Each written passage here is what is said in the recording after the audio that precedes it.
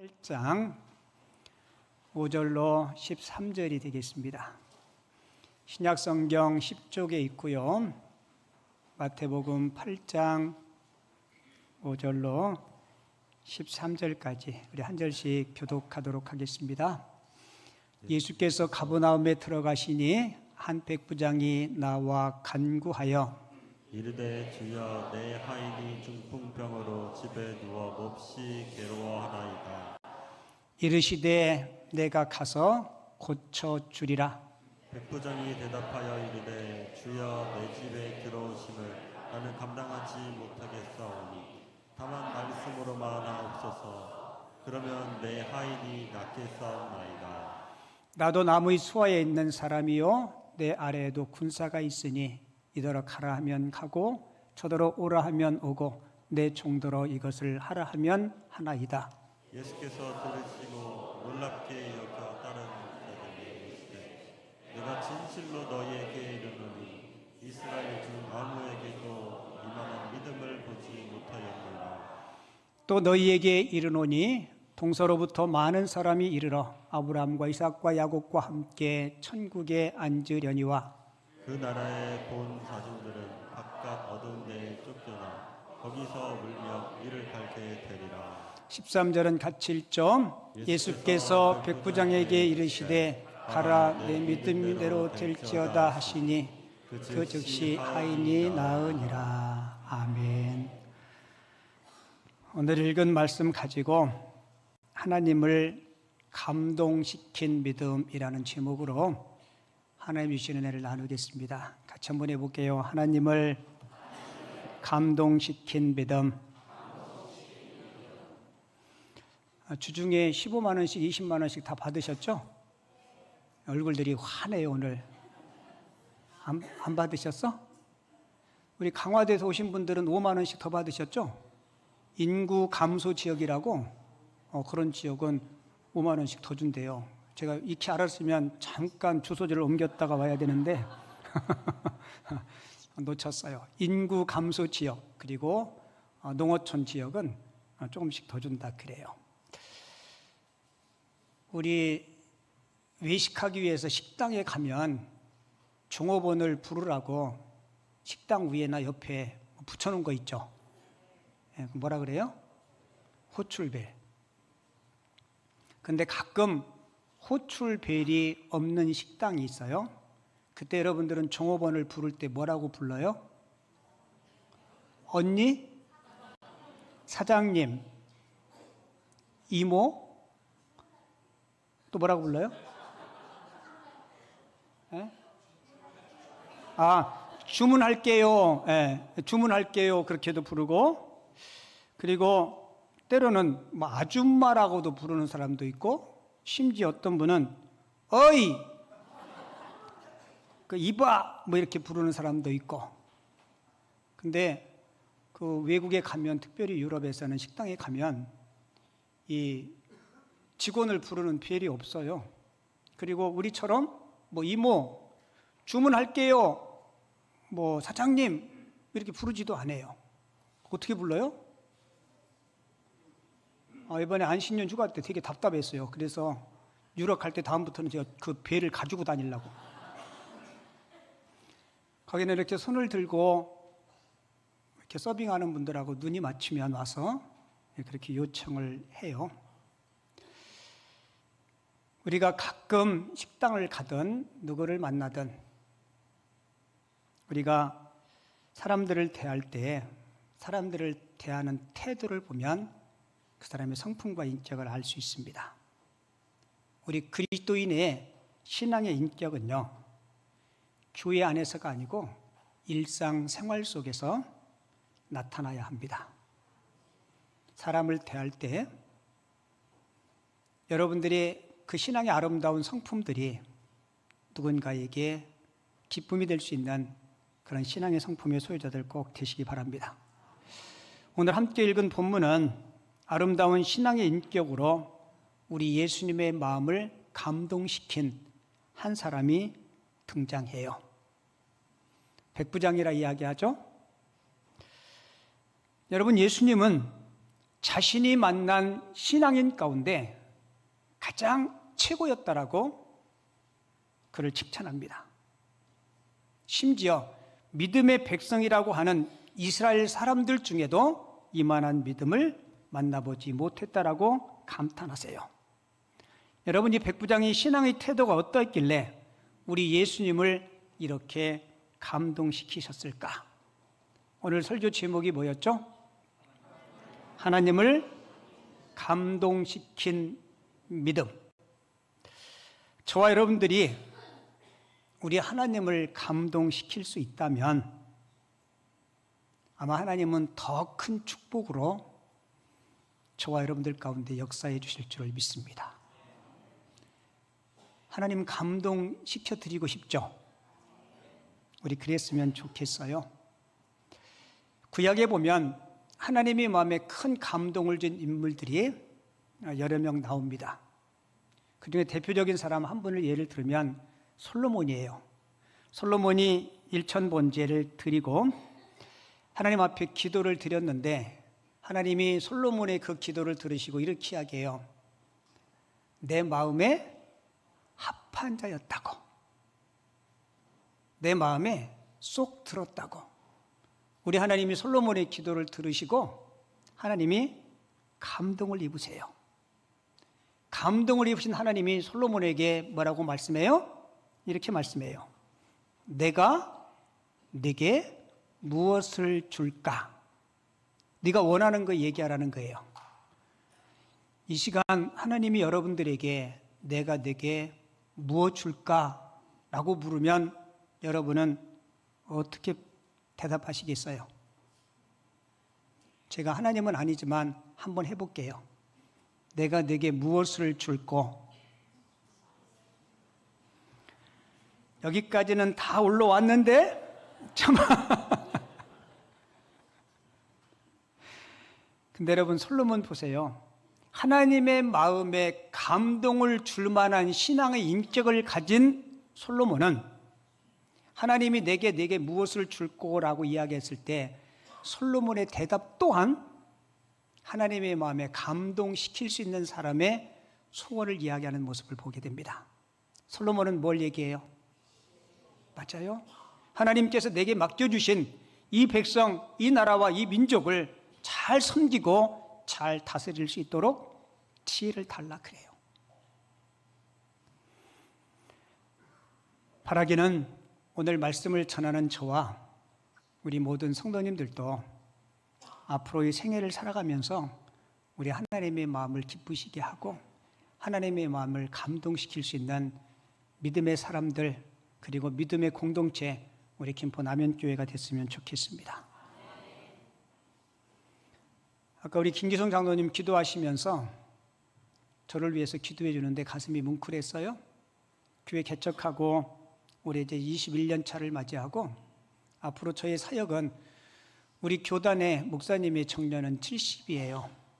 앞으로 이제 10년 남았는데 그 남은 사역도 하나님께서 인도해 주시기를 위해서 기도해 주시는 마음이 너무 고마웠고요. 그리고 지난 20년 동안 21년 동안 하나님께서 우리 교회를 통해서 하신 일들을 생각할 때 그래도 나름 하나님의 마음에 기쁨과 감동이 되려고 많이 애쓰고 노력했다는 모습들을 제가 이렇게 보면서 너무 감사했어요. 특별히 작년에 우리 교회 설립 20주년을 맞이해서 우리 하나님을 기쁘시게 하기 위해서 우리 교회가 큰 행사를 했었죠. 몇 장의 사진을 좀 잠깐 보여드릴게요. 무슨 사진인지 아시죠? 네, 우리 교회 설립 20주년을 맞이하면서 이 성전을 주님 앞에 온전히 올려드리는 헌당식을 가졌습니다. 헌당은 교회 성전 건축하면 교회 부채들이 있잖아요, 그죠? 이 부채를 다 상환하고 온전히 하나님 앞에 올려드리는 그런 행사를 헌당이라 그렇게 이야기해요. 그래서 저 패에는 교회 헌당을 위해서 수고하고 애쓰고 헌신하신 헌당 공로자들, 우리 김포 남현교회 성도님들이 이름이 저기에 기록되어 있고요. 저 밖에 로비에 이렇게 걸려 있어요. 그리고 두 번째로는 우리 교회에서 오랫동안 준비하고 기도한 뭔지 아세요? 우리 이영섭 선교사님 가정 선교사로 파송을 했어요. 우리 케냐 선교지로 보냈는데 선교사님 이영선 선교사님과 사모님 그리고 이제 세 자녀들인데요. 사실 이렇게 어려운 때에 단독 선교사를 지교회에서 파송하는 것이 쉽지 않아요. 우리 남면의 모든 가족들이 세계 열방의 영혼들 구원을 위해서 여러분들이 보내는 선교사로서 귀한 사역 잘 감당해 주셔서 우리 선교사님 가정을 케냐로 파송할 수 있어서 너무 감사하고, 하나님 좋아하실까요? 안 하실까요? 예, 하나님은 영혼 구원하는 것을 그렇게 기뻐하세요. 하나님이 기뻐하시는 그 사역을 우리가 할 수 있었고요. 그리고 주님의 몸된 교회를 위해서 또한 일꾼을 세우는 귀한 임직식을 우리가 설립 20주년에 가지게 되었죠. 저기 보면 다 선남 선녀들이에요, 그죠? 장로님 세우고 우리 안수 집사님, 권사님 이렇게 임직하는 임직식을 가졌어요. 그리고 이제 앞으로 제 사역을 하나님께서 허락하시면 앞으로 한 10년 정도 남았는데, 저는 앞으로 10년 동안 우리 교회가 건강한 교회로, 그리고 미래와 다음 세대의 꿈이 있는 이런 그런 교회로 건강하게 세우고, 그리고 저는 지금부터 기도하기를 제 후임을 위해서도 많이 기도해요. 왜냐하면 교회가 일대 개척 목사가 지나고 후임 목사가 오고 그런 과도기의 어려움을 겪는 경우들이 많이 있습니다. 그래서 하나님 준비된 귀한 후임도 하나님께서 미리미리 준비해 주시기를 위해서 여러분들도 꼭 기도해 주시기를 바랍니다. 제가 굉장히 쉬운 거 하나 질문할 테니까 대답해 주세요. 오늘 우리 본문 읽었죠? 마태복음 몇 장이 있어요? 네, 8장 앞에는 뭐가 있나요? 네, 7장이 있어요. 제 질문이 굉장히 의미가 있는 질문인데요. 마태복음 앞에는 5장, 6장, 7장 요 세 장이 산상수훈, 산상보훈이라 그래요. 보물과 같은 말씀. 그래서 예수님께서 마태복음 5장 1절은 이렇게 시작하죠. 예수께서 산에 올라가 앉으시니 제자들이 나온지라. 입을 열어 가르쳐 가라사대. 그러면서 주님께서 주옥 같은 말씀을 쭉 선포합니다.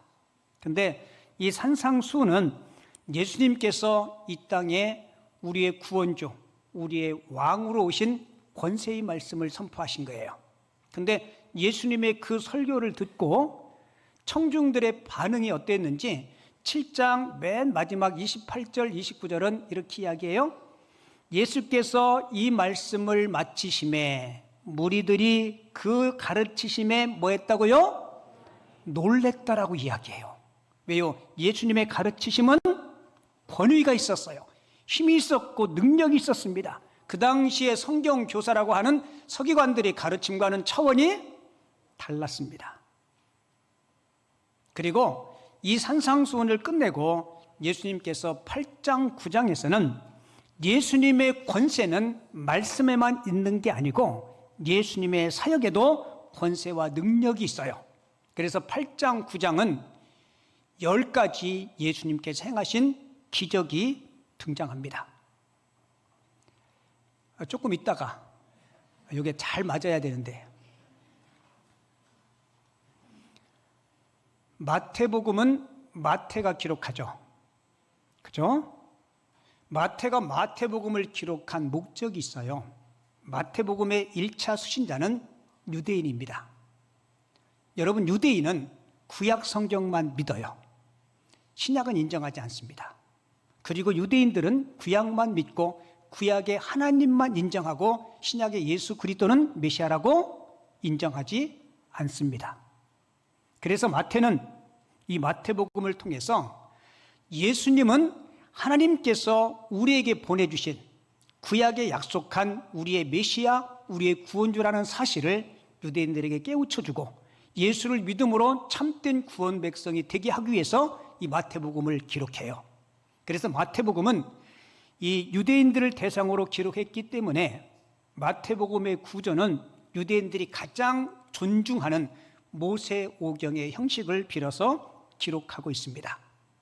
그리고 특별히 유대인들이 존경하는 이 모세가 출애굽을 할 때 몇 가지 재앙을 일으켜요? 10가지. 그래서 마태복음 8장, 9장은 10가지 기적을 통해서 예수님이 만왕의 왕이시고 하나님이시고 우리를 죄에서 구원하실 메시아라는 사실을 예수님이 행하신 기적을 통해서 그들에게 보여주신 거예요. 그러니까 마태는 굉장히 신학적인 의도를 가지고 이 마태복음을 기록해요. 자, 마태복음 8장 9장에 등장하는 10가지 능력, 10가지 기적을 잠깐 소개해 드릴게요. 예수님께서 산상수훈을 마치시고 산에서 내려오시다가 가장 첫 번째 만난 사람이 나병 환자인데 이 나병 환자를 고칩니다. 그리고 두 번째는 오늘 본문이에요. 백부장의 하인, 백부장의 종을 고치세요. 그리고 베드로의 장모의 열병을 고치시고 많은 사람들의 병을 고치십니다. 그리고 다섯 번째는 풍랑을 잔잔하게 하시고 귀신 들린 두 사람을 고치시고 중풍병자를 고치시고 야이로의 죽은 딸을 살려주십니다. 그리고 12의 혈루증을 앓았던 여인의 혈루를 고쳐주시고 두 맹인을 고쳐주세요. 여러분들이 집에 가셔서 8장 9장을 꼭 읽어보세요. 근데 왜 내가 믿음이 없죠? 꼭 안 읽을 것 같아.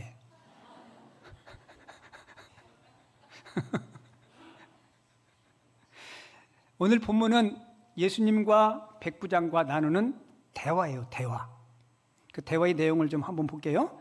5절 6절에 보면 예수님께서 가버나움이라는 마을에 들어가세요. 근데 한 백부장이 예수님께 나와서 간절히 부탁해요. 부탁의 내용이 뭐예요? 주여, 내 하인이, 내 종이 중풍병으로 집에 누워 몹시 괴로워한다라고 이야기해요. 여러분, 백부장은 가버나움을 점령한 100명의 부하를 거느린 장교를 이야기해요.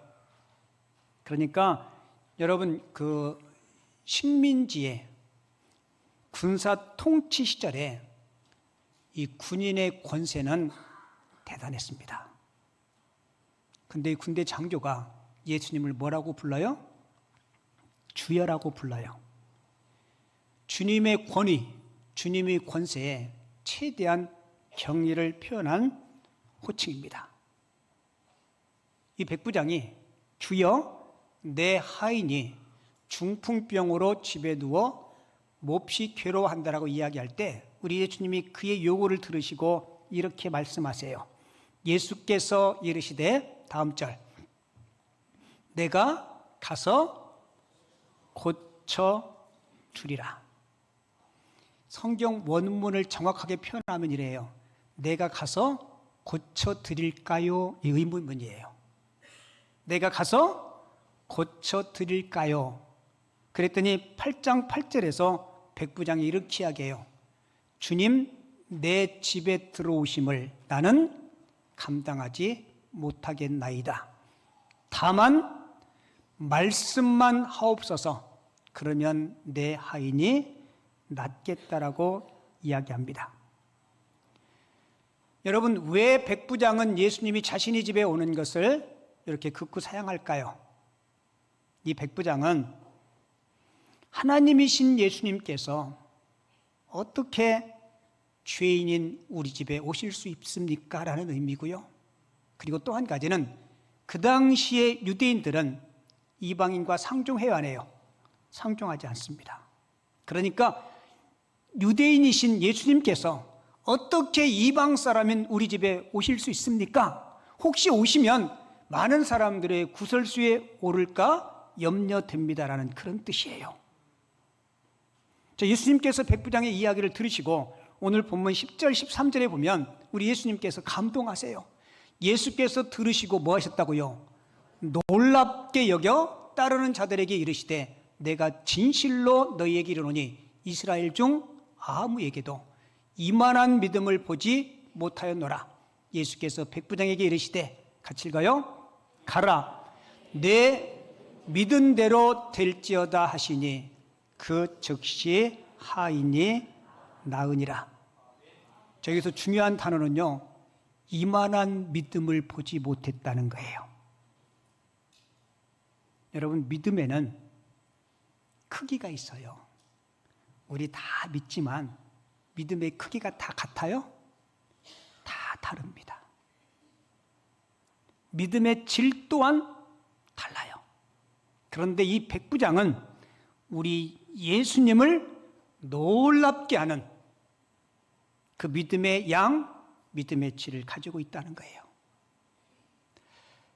사랑하는 성도 여러분, 저도 여러분도 우리 이 땅을 살아가면서 우리 예수님을 감동시킬 수 있는 그런 믿음의 소유자들이 꼭 될 수 있기를 주님의 이름으로 축원을 드립니다.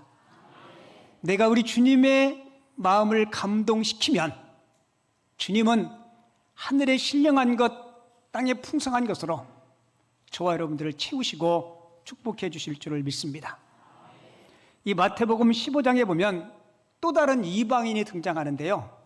우리가 흔히 알고 있는 가나안 여인이에요. 이 여인에게 딸이 하나 있는데 이 딸이 귀신 들려가지고 몹시 괴로워하는 거예요.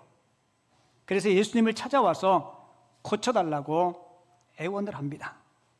근데 무슨 이유에서인지 예수님께서 아주 매몰차게 이 여인의 요구를 거절해요. 마태복음 15장 26절에 보면 이 여인의 요구에 예수님께서 이렇게 얘기해요. 자녀의 떡을 취하여 개들에게 던짐이 마땅하지 아니하니라. 속된 말로 이야기하면 지금 이 여인을 무엇 취급하는 거예요? 개 취급하는 것처럼 느껴질 수 있어요. 그럼에도 불구하고 이 가나안 여인은 물러서지 않고 주님 앞에 27절에서 이렇게 하게요. 여자가 이르되 주여 올소이다마는 개들도 제 주인의 상에서 떨어지는 부스러기를 먹나이다 하니. 자, 이 여인의 고백을 듣고 예수님께서 이렇게 말씀해요. 예수께서 대답하여 이르시되, 같이 읽어요. 시작. 여자여 내 믿음이 크도다. 내 소원대로 되리라 하시니 그때로부터 그의 딸이 나으니라. 아멘. 자, 이때 여인을 향해서 예수님께서 하셨던 말씀, 내 믿음이 크도다. 이게 성경의 언어로 보면 이렇게 써 있어요. 메갈레 피스티스. 근데 이 메갈레라는 뜻은요, 여러분들이 많이 들어서 아는 메가톤 있죠. 메가톤. 그러니까 이 여인의 믿음은 메가톤급 되는 믿음이라는 뜻이에요. 여러분, 이 메가톤은 핵무기 있죠. 핵폭탄. 핵폭탄의 위력을 측정할 때 사용하는데 1메가톤이 100만 톤이래요. 그러니까 이 여인의 믿음이 커요, 안 커요? 커요. 그런데 오늘 본문에 등장하는 백부장 있죠. 이 백부장의 믿음을 예수님은 보고 이렇게 평가해요. 이만한 믿음을 보지 못했다라고 이야기해요. 여러분, 이 예수님의 표현은요, 이 메가톤급의 믿음을 가진 가나안 여인보다 내 믿음이 훨씬 더 크고 깊다라는 뜻이에요. 대단하죠? 가나안 여인의 믿음도 보통 믿음 아니에요. 여러분들의 믿음은 메가톤급쯤 되나요? 반응들이 없어. 여러분 생각해 보세요. 이 백부장은 이방인이에요. 어머니 못에서부터 신앙을 가지고 신앙 안에서 성장한 사람도 아니에요. 율법 교육을 제대로 받은 사람도 아니에요. 지금으로 말하면 목사나 장로나 권사나 안수집사나 교회 직분자가 아니에요. 한마디로 이야기하면 그냥 평범한 평신도예요. 근데 예수님의 마음을 감동시킬 그런 믿음을 어떻게 가졌고 그 믿음의 내용이 뭘까? 제가 간단하게 여러분들에게 세 가지 말씀드릴 텐데요. 예수님을 감동시킨 이 백부장의 믿음 첫 번째는요, 사랑 있는 믿음이었어요. 무슨 믿음이요? 사랑 있는 믿음. 여러분, 가버나움이라는 마을에 주둔군 장교로 온 이 사람, 우리 일제 36년 기간 동안에 제일 무서웠던 사람이 순사라 그래요. 순사. 어릴 적에 애들 울면 뭐라 그래요? 알아요 그 말? 순사 보셨어? 여러분, 일제시대 때 순사는요, 길을 가다가 조선 사람 만나면 자기 무거운 짐 들고 가다 보면 조선 사람한테 조선징 이거 들으라고. 그럼 말없이 어떻게 해야 돼요? 들어야 돼요. 안 들으면 해코지 당해요. 어느 누구한테도 하소연할 수 없어요. 근데 여러분, 그 시대의 이 백부장이 자기 종이, 자기 하인이 병들어서, 여러분 그 당시의 종은요 재산 목록에 불과할 뿐이었어요. 그리고 그 병을 치료하다 보면 집에 물질도 손해볼 수 있을 텐데, 이 백부장은 직접 예수님을 찾아와서 자신의 종을 부탁해요. 근데 재미있는 게요, 성경에서 하인, 종, 노예를 표현하는 단어가 두 개가 있거든요. 하나는 둘로쓰고 하나는 파이스라는 단어예요. 똑같이 때로는 종, 노예, 하인을 지칭하는데, 그런데 두 번째 사용한 이 파이스라는 단어는요, 종이라는 의미도 있지만 사랑하는 자녀라는 의미를 포함하고 있대요. 그런데 마태는 오늘 본문 백부장의 이 고백을 들으면서 내 하인, 내 종을 표현할 때 둘로스를 쓰지 않고 파이스라는 단어를 써요. 여러분 생각해 보세요. 이 장교가 자기 하인을, 자기 종을 단순히 종으로 생각하지 않은 겁니다. 그의 마음속에는 무슨 마음이 있어요? 병든 자녀 같은, 병들어 죽어가는 아들 같은 그런 마음을 가지니까 하인을 표현할 때 둘루스라는 단어를 쓰지 않고 파이스라는 단어를 쓴 거예요. 여러분, 이 사랑의 믿음이 우리 예수님을 감동시킨 겁니다. 우리가 흔히 고린도전서 13장을 사랑장이라고 하죠. 고린도전서 13장에서 사랑을 이렇게 해요. 사랑이 없으면 아무것도 아니래요.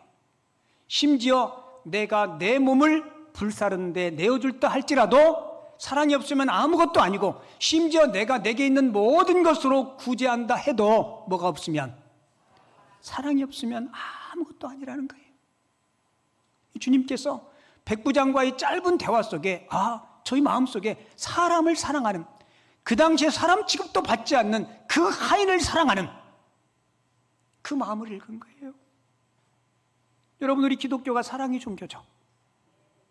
여러분 의로 하나님 사랑하고, 여러분 가족들, 그리고 지체들, 우리 주변에 하나님의 사람들을 사랑할 수 있는 사랑의 믿음의 소유자들이 꼭 되시기를 바랍니다.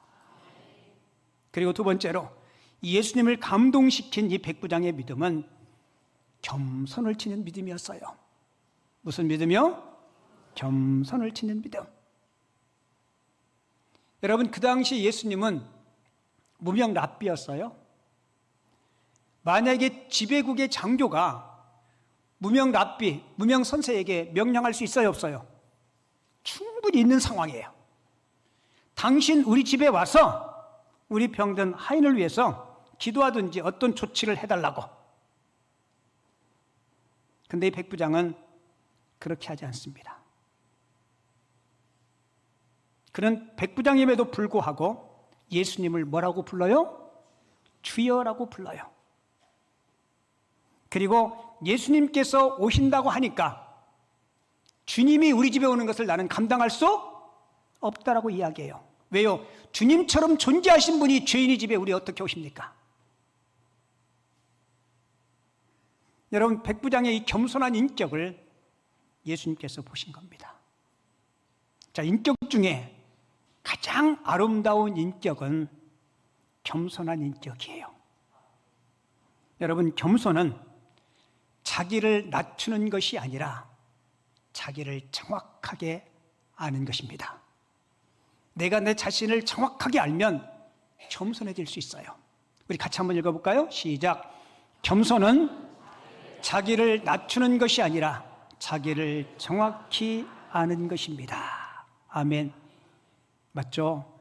내가 죄인이라는 사실을 깨닫고 하나님은 나에게 자비와 긍휼을 베풀어 주셔서 죄인인 나를 하나님의 자녀 삼아 주셨다. 그럼 우리는 절대로 여러분 교만의 자리에 나갈 수 없습니다.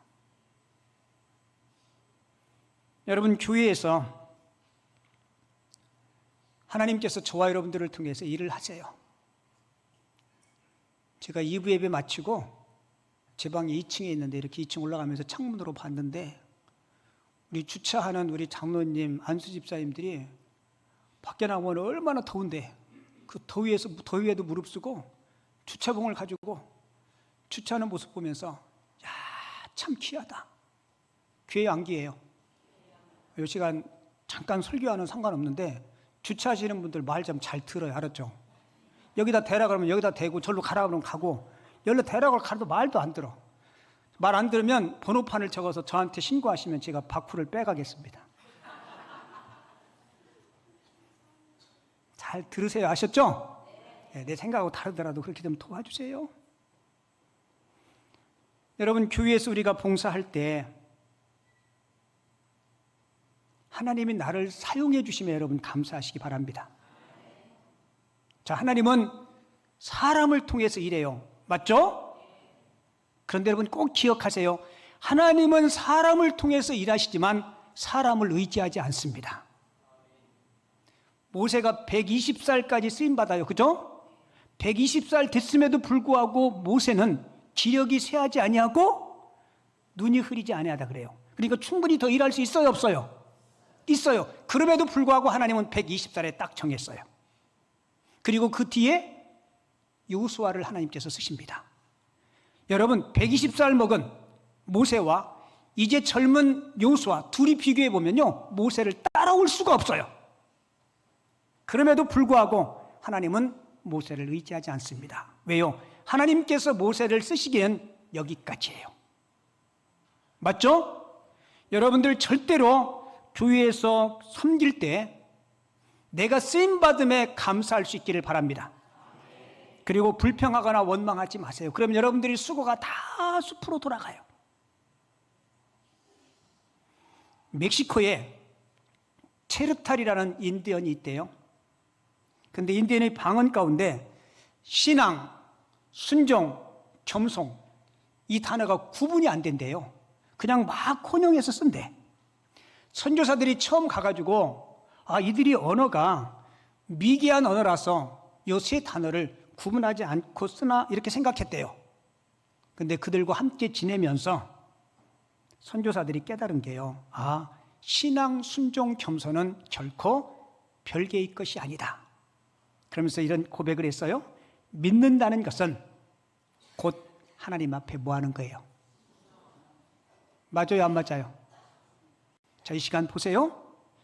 저나 여러분이나 혹시 하나님의 말씀에 순종하지 못하는 삶의 영역들이 있다면 그 여러분들 고치셔야 돼요. 그거 안 고치고 계속 신앙생활하면 그건 올바른 신앙이 아니에요. 절대로 하나님이 그런 신앙에 감동 먹지 않습니다. 그리고 믿는다는 것은 곧 뭐 하는 거예요? 겸손한 거예요. 여러분, 겸손은 자신을 낮추는 게 아니고 내 자신의 처지를 아는 것이라고 그랬죠? 내가 어떤 존재인지를 알면 결코 교만하지 않아요. 마지막 줄 같이 읽어볼까요? 시작. 하나님께 순종하는 일은 겸손한 사람만이 할 수 있는 일이다. 할렐루야. 여러분, 맞습니다. 이 백부장은 이런 겸손한 신앙의 인격을 가졌고 그의 겸손한 신앙의 인격을 주님께서 보시고 주님이 감동하신 거예요. 우리 절대로 하나님 앞에 교만하지 맙시다. 참 재밌는 것은요, 교만한 사람도요, 교만한 사람을 싫어해요. 맞죠? 교만한 사람도요, 교만한 사람을 싫어합니다. 일반 사람보다 더 싫어해요. 그래서 우리 주님은 이렇게 말씀합니다. 하나님은 교만한 자를 물리치시고 겸손한 자에게 은혜를 주시느니라. 그리고 마지막 세 번째, 이 백부장의 믿음에 감동받은 예수님은요, 말씀의 능력을 믿는 이 백부장의 믿음에 감동하셨어요. 오늘 본문 8절 하반절에 보면 이 백부장이 주님의 말씀을 듣고 이렇게 표현해요. 다만 말씀만 하옵소서. 우리 백부장의 심정으로 우리 주님 앞에 같이 한번 읽어볼게요. 시작. 다만 말씀만 하옵소서. 원문의 뜻은 이래요. 주님, 여러 말씀 안 하셔도 됩니다. 길게 말씀하지 않으셔도 됩니다. 주님, 딱 한 말씀만 해주세요. 무슨 말씀이요? 한 말씀. 여러분, 하나님은 천지를 말씀으로 창조하셨어요. 맞죠? 빛이 있으라? 빛이 있었어요. 주님의 말씀에는 능력이 있는 줄을 믿습니다. 여러분, 이 백부장은 이방인이었고 율법을 제대로 배운 사람도 아니었음에도 불구하고 하나님이신 예수님은 말씀에 힘이 있고 권능이 있음을 믿었습니다. 여러 말씀도 아니에요. 무슨 말씀이요? 딱 한 말씀. 여러분, 그 당시 중풍병은 난치병이었어요. 지금도 중풍병은 혈관 터지고 한 번 마비 오면 이게 회복이 어렵습니다.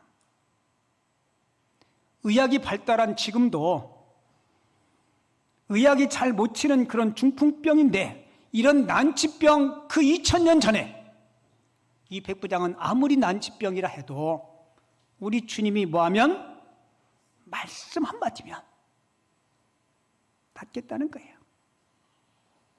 여러분, 이 말씀을 그대로 믿으면 주님의 능력이 우리 가운데 나타날 줄을 믿습니다. 그래서 토마스 왓슨이라는 사람이 이런 얘기를 했어요.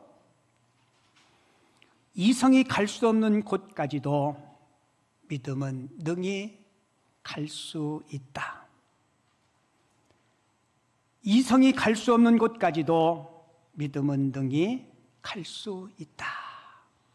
여러분, 믿으시나요? 자, 오늘 말씀의 결론은 13절이에요. 13절, 마태복음 8장 13절. 자, 마태복음 13장 8절 같이 읽을게요. 시작. 예수께서 백부장에게 이르시되 가라, 내 믿은 대로 될지어다 하시니 그 즉시 하인이 나으니라. 아멘. 여러분, 중풍병에 걸린 하인 당사자가 나와서 기도한 거 아닙니다. 그 주인인 백부장이 이 믿음의 기적을 가져온 거예요. 백부장의 믿음이 하나님을 감동시킨 겁니다. 자, 이제 설교 마칠게요. 여러분들 교회 와서 기도 많이 하시죠? 해요, 안 해요? 여러분, 백부장은 예수님 처음 만나서 하나님이 기적을 경험했는데 우리는 그렇게 했는데 왜 안 될까요? 자, 뭔가 여러분들의 삶에 순종의 부분이 미약하든, 아니면 나의 마음속에 나도 모르게 내가 뭔가를 할 수 있다는 교만의 마음이 있든, 아니면 말씀을 귀로만 듣고 그 말씀에 온전히 신뢰하지 못하든, 여러분 우리 자신을 점검해 봐야 돼요. 우리 하나님에게는 절대로 부족함이나 오류가 없습니다. 주님은 성경을 통해서 우리에게 많은 약속을 하셨어요. 바라기는 저도 여러분들도 우리 예수님을 감동시키는 믿음의 사람들 꼭 되시기 바랍니다. 어떤 분은 믿음이 간당간당해. 그 막 거미줄에 매달려 있는 무슨 막 그 먼지처럼 언젠가 떨어질지 모르게 막 간당간당해. 내가 밑에서 막 언제 떨어질까 막 염려가 돼. 우리 그러지 맙시다. 아멘 하셔. 우리 그러지 맙시다. 그리고 신앙생활 하다 보면 어떤 분은 2% 무죄라는 건지, 여러분 하나님의 살아계심을 믿죠? 하나님 저와 여러분들의 믿음을 보시고 하나님의 마음을 시원케 드리는, 하나님의 마음을 감동시킬 수 있는 저와 여러분들 되시기 바랍니다. 우리가 그런 신앙생활을 가지면 하나님은 반드시 저와 여러분들의 삶에 우리를 춤추게 하실 것을 믿습니다.